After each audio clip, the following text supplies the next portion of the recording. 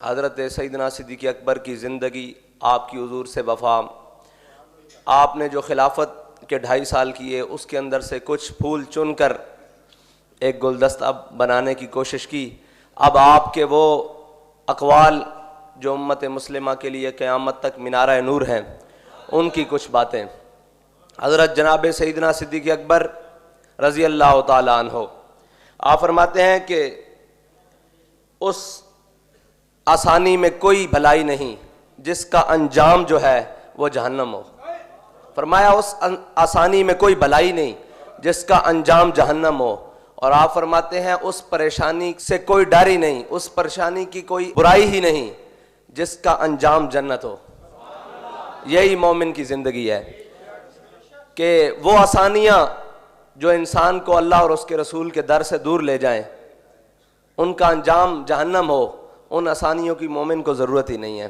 اور وہ پریشانیاں جو موڑ کر حضور کے دربار کی طرف لے جائیں اور در رسول پر لے جائیں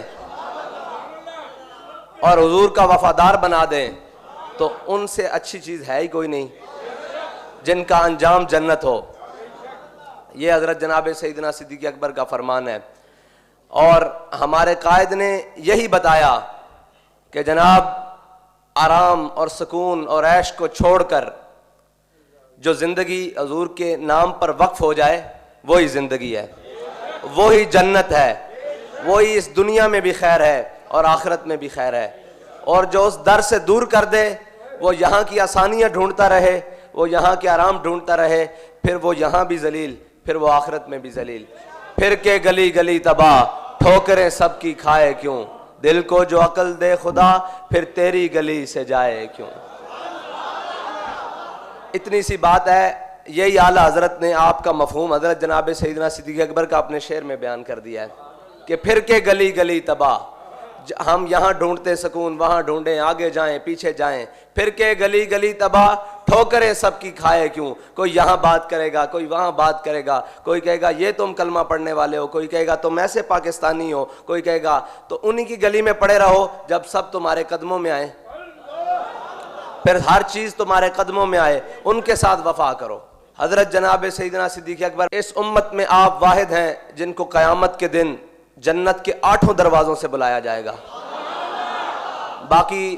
قیامت کے دن جو زاہد ہوگا، عابد ہوگا، اسے تقویٰ کے دروازے سے بلایا جائے گا، زہد کے دروازے سے بلایا جائے گا، جو سخی ہوگا اس کو سخاوت کے دروازے سے بلایا جائے گا، جو مجاہد ہوگا اس کو جہاد کے دروازے سے بلایا جائے گا۔ جنت کے 8 دروازے ہیں، 8 دروازوں سے بیک وقت صدیق اکبر کو بلایا جائے گا۔ ہر دروازہ یہ خواہش کرے گا کہ آپ ادھر سے تشریف لے آئیں، ہر دروازہ یہ خواہش کرے گا کہ جناب سیدنا صدیق اکبر صداقت کے دروازے سے داخل ہوں، عدالت کے دروازے سے داخل ہوں۔ یہ جناب سیدنا صدیق اکبر کی شان ہے۔ آپ نے فرمایا کہ اس بات میں کوئی بھلائی نہیں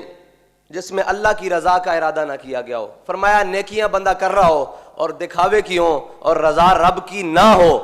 فرمایا اس بات میں کوئی بھلائی ہے ہی نہیں۔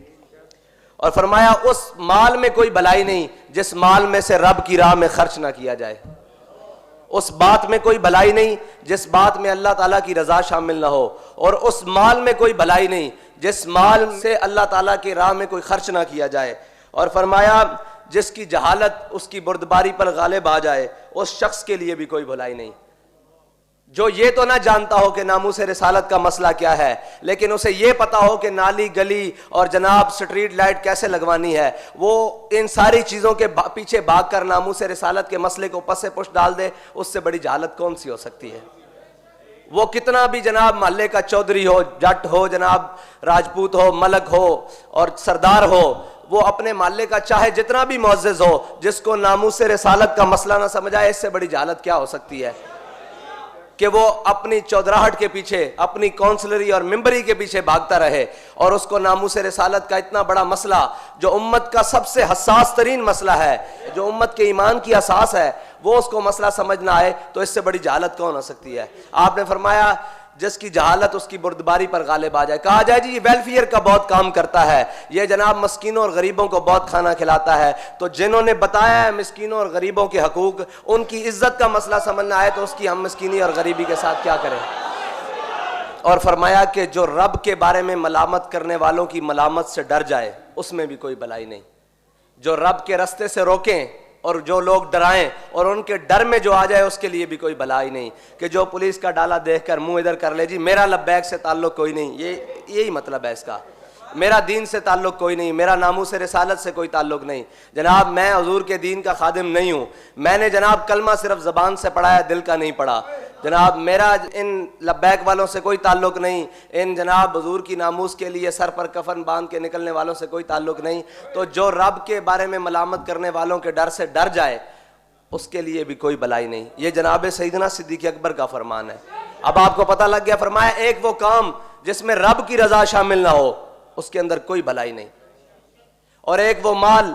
جس مال میں سے رب کی راہ میں خرچ نہ ہو اس میں بھی کوئی بھلائی نہیں، اور فرمایا جس کی جہالت اس کی بردباری پر غالب آ جائے، اس کی بزرگی پر غالب آ جائے، اس کے جناب وہ جو اس نے لبادہ اوڑھا ہے اس کے اوپر غالب آ جائے کہ جناب میں تو بڑا صوفی ہوں، میں تو جناب بڑا اللہ اللہ کرنے والا ہوں۔ یہ جہالت یہی ہے نا کہ جب ناموس رسالت حضور کی ذات کی بات آ گئی، جنہوں نے دین بتایا، جن کا ہم نے کلمہ پڑھا، پھر تو ساری چیزیں پیچھے رہ جاتی ہیں نا، ساری چیزیں پیچھے رہ جاتی ہیں۔ انسان اب عزت کے لیے تو جیتا ہے، مال کماتا ہے زندہ رہنے کے لیے، پھر مال لگاتا ہے عزت خریدنے کے لیے، پھر کہتا ہے یہ میرا مال خرچ ہو میں عزت سے جیوں، تو جناب جس چیز کی عزت کا معاملہ آ جائے پھر ساری چیزیں پیچھے رہ جاتی ہیں، پھر ہر چیز پیچھے رہ جاتی ہے، اور پھر ان کی عزت کی بات آ جائے، کروں تیرے نام پہ جاں فدا، نہ بس ایک جاں دو جہاں فدا، دو جہاں سے بھی نہیں جی بھرا، کروں کیا کروڑوں جہاں نہیں۔